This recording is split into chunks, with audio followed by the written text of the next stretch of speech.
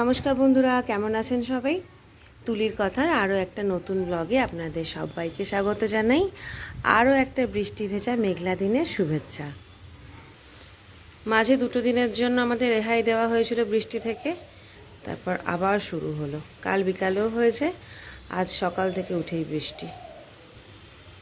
এখন বাজছে সকাল 7টা। অর্ণা এখনও ওঠেনি, ঘুমাচ্ছে। আজকে থেকে ওর ডে স্কুল স্টার্ট হয়েছে, মানে হবে আর কি। আজকে থেকেই ডে স্কুল হবে, মর্নিং স্কুল আজ থেকেই বন্ধ। তো সেজন্য মহারানী আজকে সকাল সকাল ঘুম থেকে ওঠেননি, মহারানী এখন ঘুমাচ্ছেন। কিন্তু ব্যাপারটা হচ্ছে আজকে আদৌ স্কুলে পাঠাতে পারবো কিনা তার কোনো গ্যারেন্টি নেই। এরকম যা বাজে ওয়েদার, পুরো একদম অন্ধকার করে আছে চারদিকটা। মনে হচ্ছে না আজকে বৃষ্টি থামবে বলে। আজকে আবার আমার বাড়ি যাওয়ার কথা। এরকম ওয়েদার থাকলে বাড়ি যেতেও খুব অসুবিধা। আসলে অনেকক্ষণের রাস্তা, আর বাসে গেলেও অনেক সময় বাসের বডির মধ্যে না ছাদের দিকে একটু একটু ফুটো থাকে। তো বাসের সিটে বসে থাকলেও অনেক সময় গায়ের মধ্যে জল পড়ে।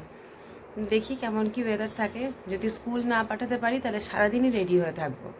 যখনই দেখবো বৃষ্টি একটুখানি ছেড়েছে তখনই টুক করে বেরিয়ে পড়বো। বৃষ্টি কমে গেছে, আবার রোদ উঠে গেছে। আজকে আপনাদের আবার একবার একটা অদ্ভুত জিনিস দেখাবো। আগে একদিন দেখিয়েছিলাম না ঘিয়া জবার গাছে লাল জবা ফুটেছে, এই দেখুন আজকে আবার ফুটেছে। এই কালারটা বেশ সুন্দর, দেখো মা। ওই অন্য লাল জবাগুলো যেমন হয় না সেরকম, এটা বেশ একটু ম্যাট ম্যাট টাইপের। কি ভাল লাগছে। আজকে একটাও ঘিয়া জবা ফুটেনি, শুধু ওটাই ফুটেছে। এই যে এটা ওই গাছটাতে, ইয়ে দেখো, এই দেখো লাল জবার ডালটা ওই যে ঘিয়া জবার ডালে। না, আগের দিন অনেকে মনে করেছিল যে 2টো গাছ আছে, তো হয়তো এটা অন্য গাছে, কিন্তু আর একটা হচ্ছে পঞ্চমুখী জবা, এটা ঘিয়া জবার গাছেই ফুটেছে। বাহ, হেভি সুন্দর জিনিস। সাদা জবার এই গাছটায় 3টে ফুল ফুটবে আজকে একসাথে। এই যে টোপরের মতন 2টো ফুল, পাপড়ি অলরেডি খুলতে শুরু করেছে। এইটা এখনও খোলেনি, এটাও ফুটবে। এটা তো একটু দেরিতেই ফোটে, তাই একে নিয়ে কোনো চিন্তা নেই। কিন্তু অতিরিক্ত বৃষ্টিতে গাছটার মনে হচ্ছে পাতাগুলো হলুদ হয়ে যাচ্ছে। পাতাগুলো হলুদ হয়ে যাচ্ছে মনে হচ্ছে নয়, এটা তো হচ্ছেই, কিন্তু মনে হচ্ছে যেন বৃষ্টির জন্যই হচ্ছে। বৃষ্টির জন্য পরিষ্কারও করা যায়নি, এটাকে রিপোর্টও করা যায়নি, কিছুই করা হয়নি। আর এই গাছটায় দেখুন কতগুলো ফুল ফুটেছে। ফুলগুলো সাত সকালে উঠে মনে হচ্ছে হাসছে। এই যে আমার বাগানের আর এক সুন্দরী। এখন বর্ষার পরে ফুলটা একটুখানি কমেছে। যখন গরমের শুরুতে এই গাছের ওপরটা পুরো সাদা হয়ে থাকতো, ফুলে সাদা। এক এক দিনে 21টা 22টা করে ফুল ফুটতো। বৃষ্টিতে কদিন তো একেবারে সেরকমভাবে ফোটেইনি। আজকে আবার ফুটেছে 6টা ফুল ফুটেছে। চাপ টগর। পরশুদিনের ভিডিওটা কালকে পোস্টই করা হয়নি। অগত্যা সময় না পেয়ে রাত্রেবেলায় কমিউনিটিতে আপনাদের জন্য পোস্ট করেছিলাম যে আজ সকাল 10টার মধ্যে শেয়ার করব। আর বলেছি যখন, সেটা তো করতেই হবে। সকাল থেকে ভিডিওটাকে রেডি করে নিলাম। এখন একটুখানি করছি চা, দুধ চা। মা টোস্ট এনে রেখে দিয়েছে, টোস্ট দিয়ে দুধ চাটা একটুখানি খাবো, তারপর ভিডিওটাকে আপলোডে বসাবো। বেটু এখানে বসে বসে প্রাইজ ডিস্ট্রিবিউশন করছে। এই যে এটা হচ্ছে বড় রানী, আর এইটা হচ্ছে ওর বড় রাজা। ক্যান্ডি রানীর হাতি রাজা। ওটা ওখানে রেখো না বেটু, ওটা ভিজে যাবে স্পিকারটা। এটা ছোট রাজা, আর এইটা হচ্ছে ছোট রানী নাকি? তো এরা কেন প্রাইজ পেয়েছে সেটা কি আপনারা জানেন? নেচে নেচে রান্না করার জন্য প্রাইজ পেয়েছে বড় রাজা আর বড় রানী।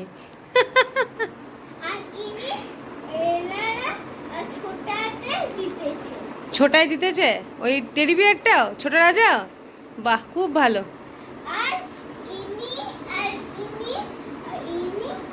এরা কারা? ওদের ছানাবো না? এরা দুজন কারা?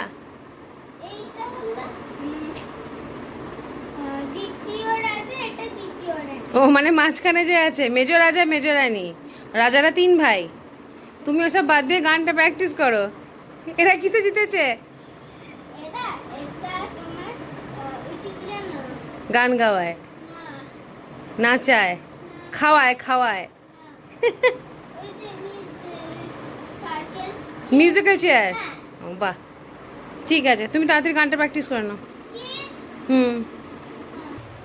অনেকক্ষণ ওয়েট করলাম, বৃষ্টি একদম ছাড়ার নয়, মাঝে মধ্যে পড়ছে আবার মাঝে মধ্যে থামছে। এক্ষুনি পড়ছিল, এই মাত্র আবার থেমে গেল। আমি রেডি হয়ে বেরিয়ে পড়ছি, হাতে রেনকোট। বৃষ্টিটা যখন তখন নামবে, রেনকোটটা একেবারে পরেই বেরোবো। বাজারটা এখন না গেলেই নয়, বিশাল দেরি হয়ে যাবে। ঘুরে আসি চট করে, এসে কথা হচ্ছে।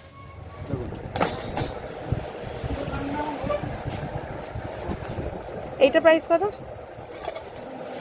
এটা 550 টাকা পড়বে।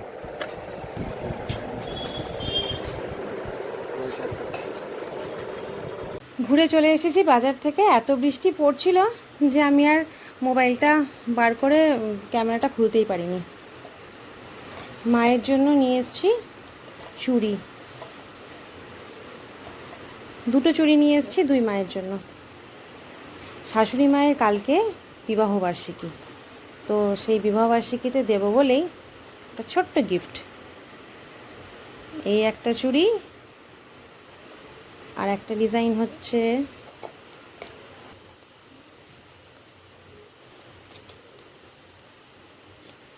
এইটা। যেই মায়ের যেটা পছন্দ হবে সে সেটা নিয়ে নেবে। দুটোই নিয়ে এসেছি দুজনের জন্য। আমার মানে ওখানকার মায়ের, শাশুড়ি মায়ের কালকে বিবাহবার্ষিকী 15 তারিখ, আর আমার মায়ের হচ্ছে 19 তারিখে জন্মদিন। তাহলে দুটো পরপর দুজনের জন্য একই রকম গিফট নেওয়া হয়ে গেল। আর বাবার জন্য নিয়েছি, বেরোচ্ছে না, বাবার জন্য নিয়েছি একটা গেঞ্জি। কালারটা এই এরকম, ভালোই লাগবে। আগেরবারে পুজোতেও বাবাকে একটা গেঞ্জি দিয়েছিলাম। বাবাকে অনেক দিন ধরে পাঞ্জাবি দিচ্ছিলাম, কিন্তু বাবা গেঞ্জি পরতেও খুব ভালোবাসে, সেই জন্যে একটা গেঞ্জি নিলাম। এই বাস ছোট্টখাট্টো গিফট বিবাহবার্ষিকীর জন্য।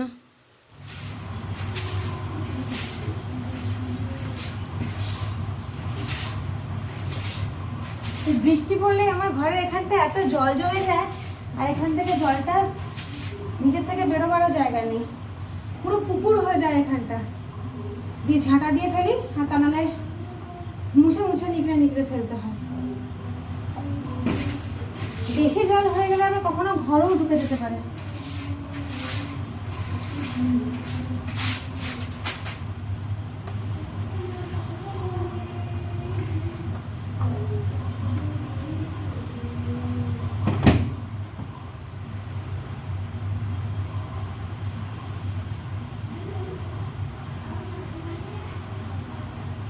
ছাদের মধ্যে একটা সিঙ্গেল ঘর হলে যেমন সুবিধা আছে, ছাদটা উঠোনের মতন ইউজ করা যায়, দেখতে পাওয়া যায়, বসা যায় গরমে, অসুবিধাও আছে অনেক কিছু। এই গেটটা করা আছে, গেটের বাইরে একটুখানি বাড়ানো, মানে সানসেট অনেকটা বেশ বাড়ানো হবে সেরকম নেই। সেই জন্যই মনে হয় পুরো জলটা, মানে এমনিতে গড়িয়ে গড়িয়ে পড়ে না, কিন্তু জলের ঝাপটটা এলেই পুরো এই ভেতরটা একদম জল জমে যায়। এই যে ফেলার পর এখনও একটু একটু জল আছে। একবার তো আমি ছিলাম না বাড়িতে, বাড়ি গেছিলাম তখন, আর মাও ছিল না, সন্ধ্যাবেলায় বেরিয়েছিল। রাত্রেবেলায় এসে দরজা খুলে ঢুকে দেখছে ঘরের মেঝেতে পুরো জলে ভর্তি। হারমোনিয়ামটা রাখা থাকে নিচেই একটা শতরঞ্জির উপর, শতরঞ্জিটা পর্যন্ত জলে ভিজে গেছে। মা তো কোনো রকমের হারমোনিয়ামটাকে তুলে একটুখানি মুছে টুছে একটু হিট টিট দিয়ে তারপর আবার ঠিক করেছে। এই ছাদের সিঙ্গেল ঘর হলে এই একটা অসুবিধা আছে। আর এখানে গেটটা আমি তখন বড় করিয়েছিলাম, দেখতে ভালো লাগবে, একটু আলো আসবে, সেজন্য আরও বেশি অসুবিধা। এখানটা প্লাস্টিক দিয়ে ঘিরে দিতেও পারি না, প্লাস্টিক ঘিরে দিলে কখনো বন্ধ কখনো খোলা হবে না, আর বন্ধ থেকে গেলে একটু হাওয়া আসবে না, গরম করবে, আরও একটা কীরকম যেন বিচ্ছিরি লাগবে। সেই জন্যই আর কি, এখনও কোনো ব্যবস্থা তো কিছু পাইনি। ভাবছি এই বছর তো বর্ষাটা হতেই মানে শুরুই হয়ে গেল, নেক্সট ইয়ারের আগে দেখি ওখানে ওই যে সেই ব্লু বা রেড কালারের যে টিন মতো হয়, টাটা স্টিল যেগুলো হয়, তো সেইগুলো দিয়ে একটুখানি শেড মতন করে দেবো, দেখতেও ভালো লাগবে। গাছগুলোও একটুখানি চাইলে তার ছাওয়ায় রাখা যেতে পারে, আর জলটাও আসবে না, এরকম ভাবনাই আছে। দেখা যাক আগে কি হয়। যা বৃষ্টি পড়ছে, কিভাবে যে বেরোবো বুঝতে পারছি না, তবুও প্যাকিংটা করে রাখি, অল্প একটুখানি প্যাকিং করেই রাখি। বৃষ্টিটা একবার ছাড়লেই টুক করে বেরিয়ে পড়বো। বাস স্ট্যান্ডে গিয়ে একবার বাসটা ধরে নিতে পারলেই শান্তি। তারপর ভিজে হোক শুকিয়ে হোক যেভাবে হোক পৌঁছতে যাব। এইটা কদিন আগে অর্ডার করেছিলাম, আজকে এইমাত্র চলে এলো। ওই যে বাড়ি থেকে সেদিন গাছটা নিয়ে এলাম না, স্নেক প্ল্যান্টটা, তো দিয়েই মনে হলো যে ওই সেরামিকের পটগুলোর উপরে একটুখানি এই কালারিং স্টোনগুলো দিলে দেখতে ভালো লাগে, তো সেই জন্যই আমি অর্ডারটা দিয়েছিলাম। প্লাস্টিকটা ছাড়ছে না হাত থেকে। এই তো কালারিং স্টোন 1 কিলো, ভালোই বেশ, সাইজগুলো মোটামুটি ছোট ছোটোর মধ্যেই কালারফুলও। এই প্যাকেটটা একটু পাউডার পাউডার হয়ে আছে বলে ঠিক বোঝা যাচ্ছে না। খুলে দেখাও বেবি। না এখন খুলবো না বেবি, এখনই খুললে এদিক ওদিক ছড়িয়ে যাবে। আমি আজকে ঘুরে আসি তারপর। 1 কিলো পাথর বেটু বাড়ি করবি এই পাথর দিয়ে? হ্যাঁ, রেডি হয়ে গেছি আমরা, যাচ্ছি বাড়ি, হাতে ছাতা, টিং টিং। এই হচ্ছে এখনকার নিউজ। এরপর মা ফোনে কথা হবে, ভালো থাকবে। আমার চুলে দেখো, আমার নানু লাগিয়ে দিয়েছে, মানে মা। এর যা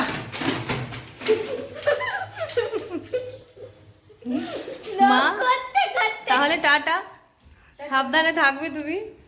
ব্লগ করতে করতে একসাথে চলিলাম, বাই বাই। আমরা এসে গেছি বাস স্ট্যান্ডে, কিন্তু মনে হচ্ছে আমাদের এদিকে যাওয়ার বাস এখন নেই। খুঁজে দেখি, থাকলে ভালো, না থাকলে পেটুকে বসিয়ে রাখবো বাস স্ট্যান্ডে। কি বলিস নানি? আমরা চেপে পড়েছি বাসে, এখনো ছাড়েনি, বাস ছাড়তে অনেক দেরি আছে। পৌঁছাই বাড়ি, তারপরে আবার কথা হচ্ছে। দেখুন বাসটার নাম শুধু লেখা আছে মা শারদা। কোথায় যাবে মা শারদা? কোথায় যাবে সেটা সামনে লেখা আছে, একটু সাইডে পরে শুধু ওর নামটা লেখা আছে। আমরা পৌঁছেই গেছি আমাদের গ্রামে, আর যে বাস স্ট্যান্ডে নামবো তার আগের বাস স্ট্যান্ডে হঠাৎ করেই টার্নিং ঘুরতে গিয়ে ওই লরিটার সাথে আমি যে বাসটায় আসছিলাম, এই যে এই বাসটা, এটার একটুখানি ঠেকাঠেকি লেগে গেছে আর কি। তো সামনের দিকে কালারটা একটুখানি চটে গেছে, সেই নিয়ে ওদের এখন ঝামেলা শুরু হয়েছে কম্পেনসেশন নিয়ে, কে কাকে কত দেবে, কে কত নেবে এইসব। তো তাই আমি আর ওয়েট করলাম না, এখনই বাস থেকে নেমে চলে যাচ্ছি নিজের মতন। বাস স্ট্যান্ডে পৌঁছাবে, আর সে এখন বহু দেরি আছে। অ্যাক্সিডেন্টের জন্য নেমে গেছি মাঝ রাস্তায়, মাঝ রাস্তায় নয়, মানে যেই বাস স্ট্যান্ডে নামতাম তার আগেরটাতে নেমেছি। এদিক দিয়েও আমাদের বাড়ি যাওয়া যায়, হেঁটে হেঁটে একদম সামনে দিয়ে হাঁটতে হাঁটতেই যাচ্ছি এখন।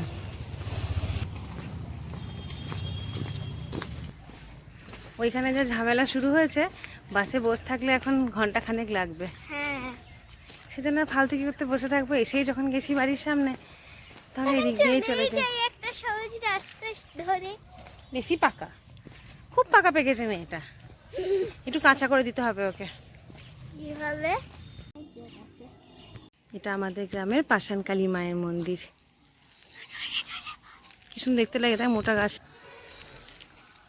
শীতকালে বেশি ভালো লাগে জানিস বেটু, কোথায়? শীতকালে যখন বাঁকুড়া ঠাকুরের পুজো দিতে যাই, তখন সেই কুয়াশা থাকে না, আর এই গাছটার ওই যে উপরের যে ডালগুলো, এই যে উপরের যে ডালগুলো, ওর ফাঁক দিয়ে কুয়াশা দিয়ে লাইটের আলোটা বেরিয়ে আসে, একদম ধোঁয়ার মতন দেখতে লাগে, দারুণ সুন্দর লাগে। আন্টার মর্নিংয়ে উঠি না 4টার সময়, আমরা আসি 4টার সময়। চান করে? হ্যাঁ, তাছাড়া পুজো দিতে স্নান করে আসবো না, কাপা কাপা। কাপা কাপা হলেই বা। তুই নিবি নাকি না দুটো পেয়ারা? হ্যাঁ, নিবি? পেয়ারাগুলো পেকেছে বর্ষাকালে।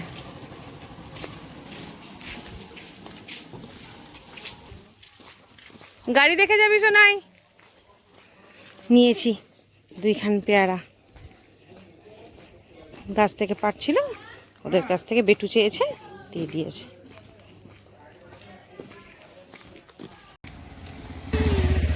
আমাদের গ্রামটা বড্ড সুন্দর জানেন তো, চতুর্দিকে সবুজে সবুজ। সবুজ দেখতে হলে একবার আমাদের গ্রামে এসেই ঘুরে যেতে হবে। বেটু তুমি চেনো পিসিমণিকে? চেনো না? তুমি যখন ছোট্ট ছিলে, হয়েছিলে, তখন পিসিমণি তোমার সঙ্গে ছিল আমার কাছে, কোলে নিয়ে রাত্রেবেলায় গান শুনিয়ে ঘুম পাড়িয়ে দিত। পুরোটা শুনেছি, হ্যাঁ ভিডিও করে নিয়ে গিয়ে দেখিয়েছিলাম। এই দেখুন, এটা কি বলুন তো? দাঁড়ান জুম করে দেখাই। এটা কি বলতে পারবেন? বেটু বলতে পারবি? এটা হচ্ছে কদম ফুল। তুই যখন ছোট ছিলি তখন ওই সোনা মামায়ের মা যে বড় দিদিয়া গোপালপুরে, বড় দিদিয়া বলতো, কেউ কি দেখেছো অর্ণাকে পথের ধারে যেতে, 2 হাতে 2 কদম ফুল মন্ডা খেতে খেতে। বলে তোকে আদর করতো কে গো? বড় দিদিয়া। ওরে বেটু দূর থেকে, এত দূর থেকে দেখতে পেয়েছে ওর মনিকে। আমার যা আগের বারে ছিল না, এইবারে এসছে। আমারও খুব আনন্দ, আর বেটুরও। ওই যে দূরে দাঁড়িয়ে আছে লাল ড্রেস পরা, ওই জন্য অর্ণা দৌড়াতে দৌড়াতে যাচ্ছে। গেছি বাড়ির সামনাসামনি। রাস্তায় যে কতজনের সঙ্গে গল্প করতে করতে এলাম, একের পর এক। কি ভালো লাগে এখানে এলেই, বাড়ির সামনাসামনি এলেই মনে হয় এখানেই থেকে যাব, আর বর্ধমান যাব না। এরা এইটা নতুনটা?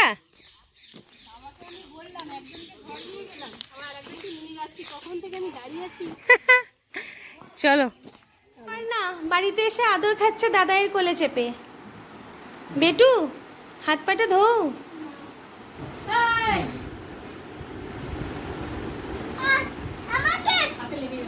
ফর্দ হচ্ছে রে স্যার। কিসের ফর্দ? উপরে কিছু লিখবো? প্রজাপতি নমঃ।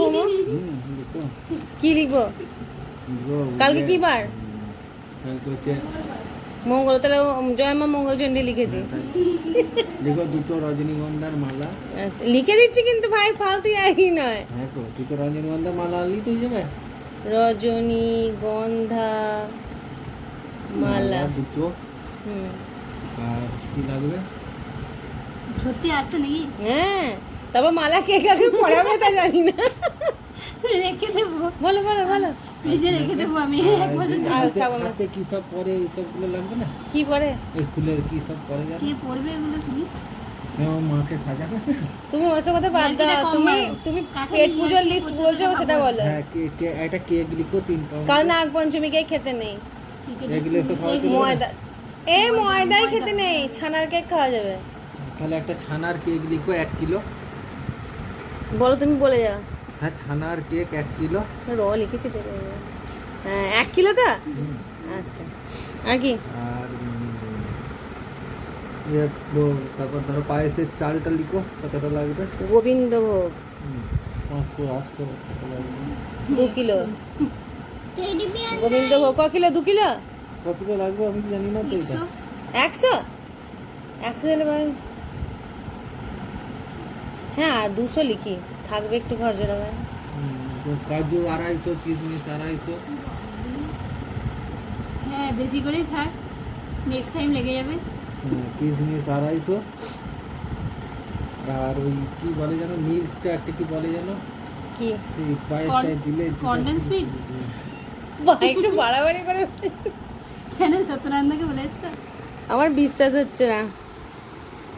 লিখো। লাগা। লাগা।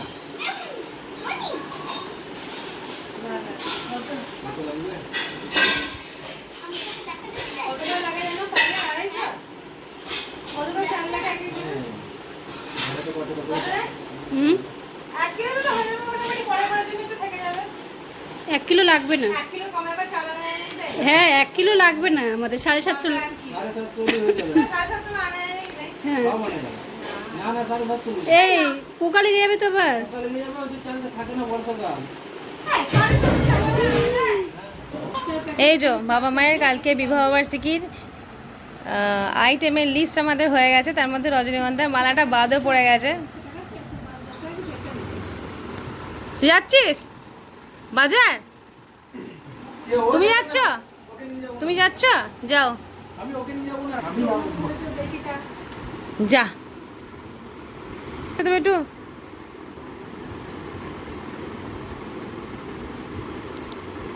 মুখটা দেখো শুধু, পালিয়ে গেছে ভাই। আমি ওকে নিয়ে বাজার যাবো না। একটু কি বলছো তুমি সোনাই? আরেকবার বলে, আমি শুনতে পাইনি। বাবা ক্যামেরা কোয়ালিটি ভালো না। বলো বলো বেটু, কি বলছো বলো শুনি। অন্য নাকি আমি যাব না। কেন? সেটা ওকেই দিও। কাকে? কাকাইকে? এইগুলো ঠিক নয়, এইগুলো উচিত নয়। খেপুকে বলে ফর্দ কর, নিয়ে যাব। হ্যাঁ খেপু আয়, খেপু বর্ধমান থেকে আয়, তোকে নিয়ে বাজার যাব, তারপরে এরকম কথা, এগুলো এগুলো উচিত না। হবে না, না যাওয়ার ইচ্ছা নাই। যুদ্ধ, তৃতীয় বিশ্বযুদ্ধ শুরু হয়ে গেছে, পেটু লেগে যাবে কিন্তু কাকায়ের। অর্ণা রেডিটা হও, চলো চলো চলো, দই ফুচকাটা খেয়েছি। যে আমি ওকে নিয়ে যাবো না। হ্যাঁ লেগে যাবে শোনাই, আপনি করিস না মানা, লেগে যাবে।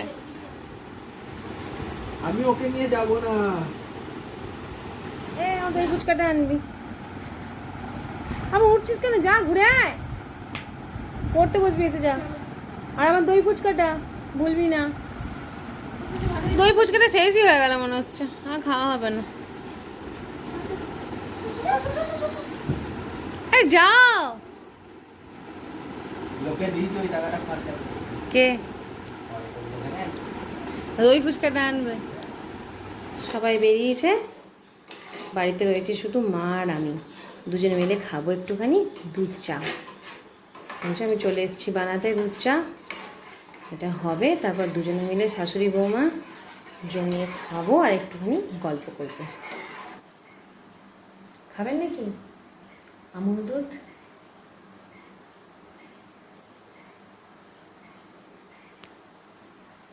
হয়ে গেল। আমি ছোটো থেকে আমুল দুধ খেতেও খুব ভালোবাসি। আমার কাছে মোটামুটি কোনো খাবার ছোটো থেকে খেতে ভালোবাসি না, এটা শুনতে পাবেন না কখনো। সবসময়তেই শুনবেন আমি এটা ছোটো থেকেই খেতে ভালোবাসি, কারণ আমি হচ্ছে পেটুক মানুষ, আমি সব কিছু খেতে ভালোবাসি, মানে সব কিছু খাই আর কি। এবার যেটা খাই তার মধ্যে তো ভালো লাগা থাকে, ভালোবাসা থাকে, তাই না? আমি যদি খাবারটা খাবোই না তাহলে বুঝবো কী করে যে সেটা আমার ভালো লাগে কি না, আমি সেটাকে ভালোবাসি কি না। এই হচ্ছে ব্যাপার। শুধু ছোটোবেলায় আমি দুটো জিনিস খেতে পছন্দ করতাম না, সেটা হচ্ছে ওল আর কচু, যেটাও আমি বিয়ের পরে খাই। ইভেন খাই মানে বেশ ভালো রকম খাই, সেগুলো দিয়েও ভালো ভালো রান্না তৈরি করি, দিয়ে খাই। আর একটা জিনিস খেতাম না, সেটা হচ্ছে ঝিঙে। ছোটোবেলায় খেতাম, যখন এনসিসি করতাম তখন ক্যাম্পে ঝিঙের অনেক সময় সিডটা থেকে যেত রান্নার মধ্যে, তো সেটা খেতে ভালো লাগতো না। কিছুদিন আমি ঝিঙে খেতাম না, একদম পছন্দ করতাম না। তারপরে হঠাৎ করে দেখলাম না বাড়ির রান্নায় তো সিডটা থাকে না, তখন থেকে আবার খাওয়া শুরু করে দিয়েছি। সেটা নিয়ে বলছি আর কি, মোটামুটি সবই কিছু আমি খাই, এটাই শুনবেন আর কি।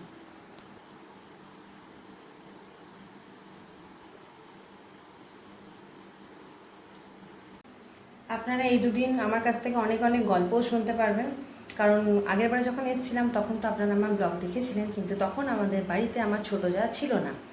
তো আমাদের দু জায়ের মধ্যে বেশ ভালোই মিল আছে আর কি, মানে বন্ধুত্বপূর্ণ সম্পর্ক। আমরা দুজনে মিলে একসঙ্গে হা হা হি হি করতে খুব ভালোবাসি, সে কারণ থাক আর কারণ নাই থাক। তো এখানে আছি এখন দুদিন আপনারা এখন আমাদের গল্প অনেকবারই শুনতে পারবেন। আর শুধু আমাদের বাড়িতে আমরা দুজা না, মোটামুটি বাবা মা, আমরা দুজা, ভাই, আমার হাজব্যান্ড থাকলে ও, তো সবাই মিলে একসঙ্গে বেশ আড্ডাটা এখানে একদম জমজমাট হয়। আমাদের বাড়ির 7 জন মেম্বার, মানে আমাদের এই বাড়ির আর কি 7 জন মেম্বার, 7 জনেই আড্ডাবাজ, আমার মেয়ে পর্যন্ত। আর এমনিতে তো বলেইছি আমাদের চক্রবর্তী ফ্যামিলি বিশাল বড় ফ্যামিলি, আমাদের অনেক বড়, মানে অনেক বড় ফ্যামিলি, অনেক মেম্বার আছে আমাদের বাড়িতে। তো বাড়ির অনুষ্ঠান কখনো কিছু হোক তখন সবাইকে একসঙ্গে একবার আপনাদেরকে দেখাবো। চলুন তাহলে চাটা বানাই, বানিয়ে খাই, একটুখানি গল্পগুজব করি। আজকের ব্লগটা এখানেই শেষ করছি। সবাই ভালো থাকবেন, সুস্থ থাকবেন, আনন্দে থাকবেন আর হাসি খুশি থাকবেন। দেখা হচ্ছে খুব শীঘ্রই নেক্সট ব্লগে। আজকের মতন টাটা। ভাই অল্প অল্প দই চলে এসেছে, দই ফুচকা আমার। কটা দেবো বাবা? 4টা দেবো? তুমি কটা খেতে পারবে শুধু বলো।